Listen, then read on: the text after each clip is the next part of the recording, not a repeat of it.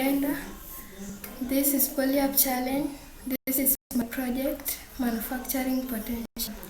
The Poly is the government which helps in the submission of building materials to its citizens. The buildings represent the industries. As you can see, the well-constructed roads helps in easing of transportation of buildings materials. The flag represents the workers.